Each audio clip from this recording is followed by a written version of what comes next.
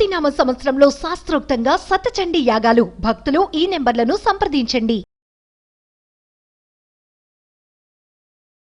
నమస్కారం, నేను మీ జాహ్నవి. మనతో ఉన్నారు ప్రముఖ జ్యోతిష్య వాస్తు పండితులు, భారతీ శంకరపీఠ వ్యవస్థాపకులు, వేద స్మార్త జ్యోతిష్య ఆగమ ధర్మశాస్త్ర ప్రతిష్టాంత పండితవర్యులు బ్రహ్మశ్రీ అన్నవరపు తిరుపతి మూర్తి అవధాని గురువు గారు. మాట్లాడేద్దాం. నమస్కారం గురువుగారు. ఓం అరుణాచలేశ్వరాయ నమః. గురువుగారు, ఈసారి మహాశివరాత్రి రోజు, అదే రోజు శని త్రయోదశి కూడా వచ్చింది. మరి చాలా విశిష్టమైన పర్వదినం. మీరు ఇంతకుముందు చెప్పారు 144 సంవత్సరాల తర్వాత వస్తున్నటువంటి విశేషమైన పర్వదినం ఇదని. అయితే చాలా మందికి శని దోషాలు ఉంటూ ఉంటాయి కదా. మరి ఆ శని దోషాలు ఉన్న వాళ్ళకు సాధారణంగా శని త్రయోదశి నాడు శనికి అభిషేకం చేసుకుంటూ ఉంటారు. మరి ఈసారి అదే రోజు మహాశివరాత్రి కూడా వచ్చింది కదా. మరి శనికి తైలాభిషేకం చేయడం వల్ల ఆ దోషాలు తొలగుతాయా? మరి శివరాత్రి రోజు మహాశివుడికి అభిషేకాలు చేయడం వల్ల కూడా తొలగించుకోవచ్చు అంటారు ఆ దోషాలు? మా దీనికి ప్రధానంగా చెప్పాలి అంటే అభిషేకం మాత్రం ఈశ్వరుడికే చెయ్యాలి. ఎవరు చెయ్యాలి? అర్ధాష్టమ శని, అష్టమ శని, అలాగే మకర కుంభరాశి వారు, వీరు తైలంతో ఈశ్వరుడికి అభిషేకం చేయాలి. అందులో సందేహమే లేదు. శనేశ్వరుడికి అభిషేకం చేయాలంటే శని ఈశ్వరుడే కదా, ఈశ్వరుడికే తైలాభిషేకం చేయాలి. కాకపోతే తైలాభిషేకం ఈశ్వరుడికి చేసిన తర్వాత శనేశ్వరుడికి మాత్రము 19 జ్యోతులు వెలిగించాలమ్మా. ఆ రోజు ఉదయం పూట చక్కగా మట్టి మూకుళ్ళు తీసుకొని, మనకు ఒక 4x4 అంగుళాల ముక్కలు, లేదంటే 3x3 అంగుళాల జాకెట్ ముక్కలు రౌండ్ 4 పలకలుగా కట్ చేసుకొని, నల్ల నువ్వులు అందులో వేసుకొని శుభ్రంగా పురికట్టేసి మూట కట్టేసుకొని 19x19 ఎక్కడ చేసుకుంటాంలేండి, ఇవన్నీ మేము చేసుకోగలమా అంటే మీ దారిద్ర్యం అనేటువంటిది ఆ తర్వాత జన్మలకి కూడా అంటించటమే. అంటే ఏదైనా ఒకటి వదులుకోవాలి, రిపీట్, ఏదైనా ఒకటి కావాలి, ఒకటి పొందాలి అనుకుంటే ఒకటి వదులుకోవాలి. మనస్ఫూర్తిగా ఒకటి వదులుకున్నారు అంటే భగవంతుడు 100 రకాలుగా అనుగ్రహిస్తాడు. తప్పదు అనుకున్నట్టు చేస్తే ఆయన తప్పదు అనుకున్నట్టే ఉంటాడు. చేసేటువంటిది ఎలా చేస్తే మనకు వచ్చే ఫలితం కూడా అలానే పరిగెత్తుకుంటూ వస్తుంది. ఎవరినైనా మనం తిడితే మనకైతే ఆశీర్వచనం చేయరు కదా, తిరిగి తిడతారు.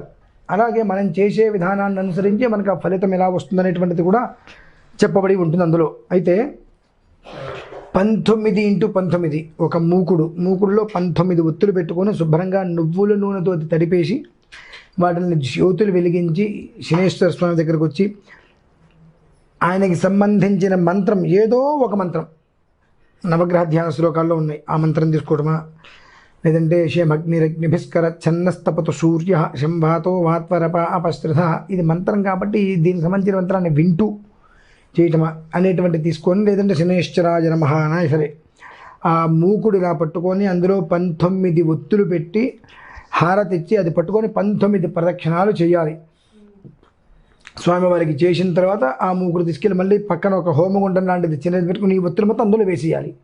ఆ ఒత్తి పక్కన పెట్టేసేసి మళ్ళీ ఇంకో మూకుడు తీసుకుని మళ్ళీ అందులో 19 పెట్టుకొని అలా 19 సార్లు విడివిడిగా దేనికి దానికి కనుక చేసి అర్చన చేసి ఆయనకి ఆరాధన చేసి జ్యోతి ప్రజ్వలన ఇచ్చి ఆ జ్యోతులు మొత్తం కూడా వేరే అగ్నిలో కనుక వేసినట్లయితే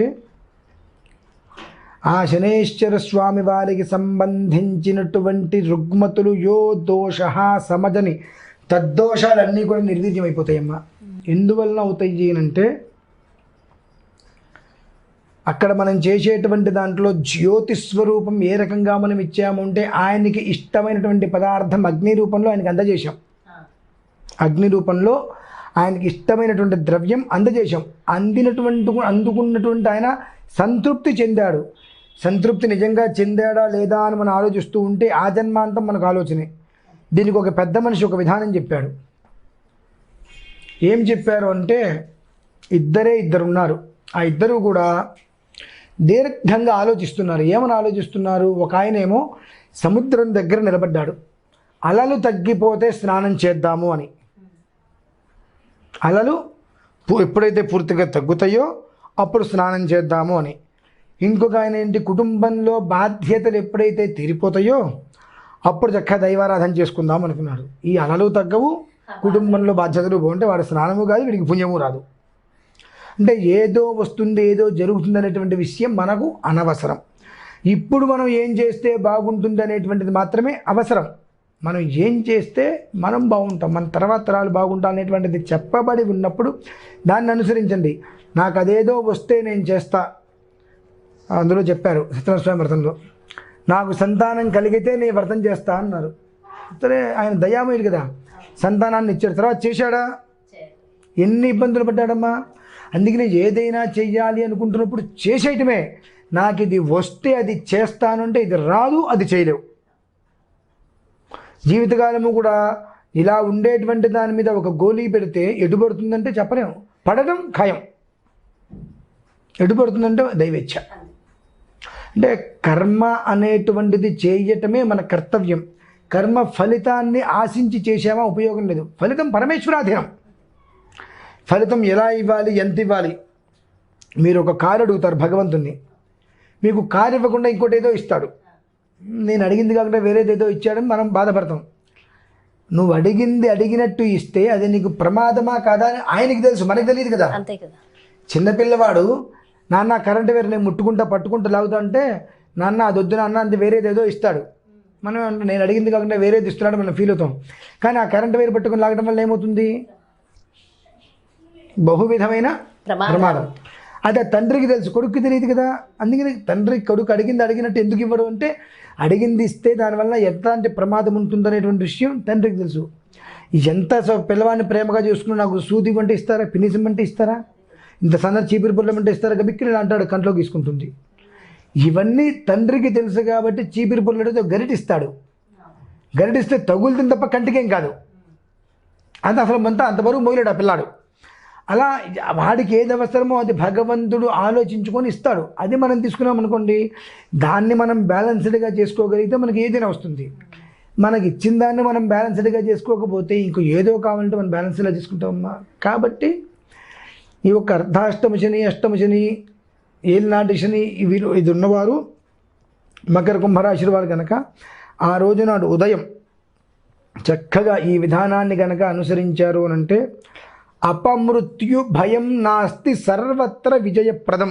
ఇందులో గొప్ప విషయం మనం చెప్పాలండి. ఏంటి అంటే, ఈ ఒక్క విధానాన్ని కనుక అనుసరించినట్లయితే నిజంగా అపమృత్యు భయం నాస్తి, అపమృత్యు అనేటువంటిది వెళ్ళి సుఖంగా జీవితంగా ఉంటారు అంటే ఏం మాట్లాడుతున్నారు, మేము చెయ్యం. కానీ ఇవాళ సాయంత్రం 7:30 సగం మరటిబండు నిలువుగా కోసి దాన్ని అందులో ట్రయాంగిల్గా చేసి అందులో కుంభవత్తి పెట్టి ఒక దీపం వెలిగించండి, రేపు ఉదయానికి మీరు శుభవార్త వింటారంటే 10 లక్షల మంది పెడతారు. అంటే ప్రతి ఒక్కటి కూడా జనాలు ఇన్స్టెంట్గా కావాలని కోరుకుంటున్నారు. అందుకనే మరణాలు కూడా ఇన్స్టెంట్గా విచిత్రంగా వస్తున్నాయి.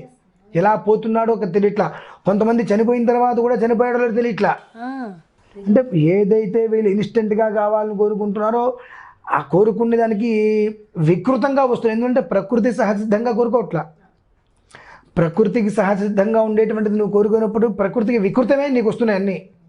ఏం బాగుపడుతున్నాం అంటే ఇదెందుకు చెప్తున్నానంటే, ఈ ఆరాధన చేసుకున్నట్లయితే కనుక అపమృత్యు భయం నాస్తి సర్వత్ర విజయప్రదం అంటే వీటిల్ని పెద్దగా ఎవరు కూడా పట్టించుకోరు.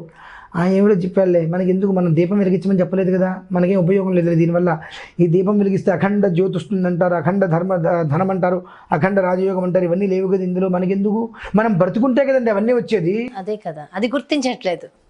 మనం బ్రతికుంటే ఏది ఎలా అయినా చెప్పచ్చు. మా నాన్నగారు అనేవారు, అరే నెత్తి నిండా జుట్టు ఉంటే కొప్పు ఎలా కావాలంటే అలా చెప్పచ్చు దాన్ని.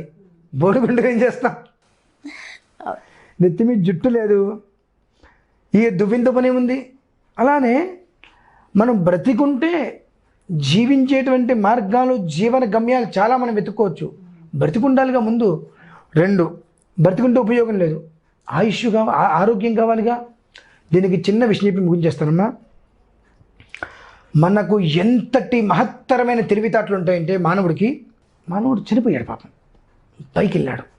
యమధర్మరాజు తోటి బతిమిలాడుతున్నాడు, నాయన నా మనవన్ని కడసారిగా చూస్తాను అని అడుగుతుంటే ససేమిరా ఒప్పుకోవట్లా. బతిమిలాడేటప్పటికి ఒక్క పని చేయ, నీకు కిందకి వెళ్తే ఇప్పుడు నువ్వు కనుక భూమి మీదకి వెళ్తే 1000 సంవత్సరాలు ఆయుష్ ఇస్తా నీకు, కోరుకో అంటాడు. నీకేం కావాలి కోరుకో అంటాడు. అంటేనే బుద్ధిమాంద్యం చిత్త చాంచల్యం అంటాం కదమ్మా, దానికి మూలం ఏమిటి అని అంటే ఏమని కోరుకోవాలి? ఈశ్వర ఉన్నంతకాలము సుఖ సంతోషాలతో ఎలాంటి అనారోగ్యము లేకుండా ఉండేటట్టుగా వరాన్ని నాయనాన్ని కోరుకుంటే బాగుండేది. నేను చనిపోయే సమయంలో ఏ రకంగా అయితే ఉన్నానో అదే రకంగా 1000 సంవత్సరాలు నేను ఉండాలి అని కోరుకున్నాడు. వాడి బొంద మీద వాడు చనిపోయే ముందు మాట లేదు, మంతి లేదు, మంచం మీద ఉన్నాడు. ఇట్లా మాట లేదు, మంతి లేదు, మంచం మీద ఉన్నాడు. ఎవరన్నా పెడితే తింటాం, లేదంటే అంటూ కూర్చోవడం. అంటే అక్కడ భగవంతు నీకు 1000 సంవత్సరాలు వరం ఇస్తారా, మంచి వరాన్ని కోరుకో అన్నాడు. వీడేం కోరుకున్నాడండి? అలా కోరుకో. ఈ జీవితకాలం ఏమైంది, వచ్చాడు మంచం మీద పడ్డాడు, నెల రోజులకు ఒకసారి అంటాం, అందరు చుట్టానికి రావడం, నారాయణ నారాయణ తోసిన నోట్లో పెట్టాం, మళ్ళీ అలానే ఉంటాం. 1000 సంవత్సరాలు ఆయుష్తుంది. అది వాడికి తప్ప ఎవరికి తెలియదు. ఎన్ని తరాలు? అది 1000 సంవత్సరాలు ఆయుష్తుంది. వాడి దరిద్రానికి, వాడి దౌర్భాగ్యానికి, వాడి కళ్ళ ముందు తరతరాలు చనిపోతున్నారు. వాడు మాత్రం అలా చూస్తూ కూర్చున్నాడు. ఇటువంటి జీవితం అవసరం అమ్మ మనకు? మనకు కావాల్సింది ఏంటంటే సంతోషంగా 10 సంవత్సరాలు మనం జీవించినా ఆ 10 సంవత్సరాలు మనం జీవించేటువంటిది 10 తరాల పాటు మన ఎదుటి మనిషి మనస్సులో జీవించేటట్టుగా మనం జీవించాలి. ఆ ఒక జీవితాన్ని ప్రసాదించు తండ్రి అంటే బాగుంటుంది. అటువంటిది జీవితం వస్తుంది నాయన ఇవన్నీ చేసుకుంటే అంటే ఇవన్నీ నాకెందుకు, దీపం పెట్టానా తెల్లారదారు నాకు వచ్చిందే అనేటువంటి దృక్కు ఎప్పుడైతే ఆ ఒక్క ఆలోచన లోపల నుంచి నశిస్తుందో సగం బాగుపడతారు మా జనాలు. నేను శివరాత్రి విధానంలో ఈ యొక్క దోషాలు ఉన్నవాళ్ళు ఈ విధమైనటువంటి అభిషేకం ఆరాధన కనుక చేసుకున్నట్లయితే కనుక చక్కటి సౌభాగ్యంతో తొలతూగుతూ ఉంటారు. అందులో సందేహమే లేదమ్మా. చాలా సంతోషం గురుగారు. Thank you so much. నమస్కారం. సో చూసారు కదండి, మరి శని దోషాలు ఉన్నవారు, ముఖ్యంగా మకర కుంభ రాసుల వారు, లగ్నాల వాళ్ళు సో ఖచ్చితంగా చేయవలసిన విధి విధానాలు మహాశివరాత్రి నాడు, ముఖ్యంగా శని త్రయోదశి కూడా ఉంది కదా, మరి ఏ విధంగా చేయడం వల్ల వాళ్ళకు ఉన్నటువంటి సమస్త దోషాలు తొలగిపోయి అద్భుతమైన స్థితులకు వాళ్ళు వెళ్తారనేది గురువుగారు ఎంతో చక్కగా వివరించారు కదా. మరి అదే విధంగా గురువుగారు ప్రత్యేకంగా నిర్వహిస్తోన్న 360 శివలింగాలతో అంటే వెండి శివలింగాలతో విశేషమైన అర్చన అభిషేక కార్యక్రమాలు మహాశివరాత్రి నాడు సో గురువుగారు నిర్వహిస్తున్నటువంటి ఈ ప్రత్యేకమైన కార్యక్రమంలో మీరు కూడా పాల్గొనాలి అనుకుంటే క్రింద డిస్ప్లే అవుతున్నటువంటి నెంబర్స్కి కాంటాక్ట్ అవ్వండి. నమస్కారం.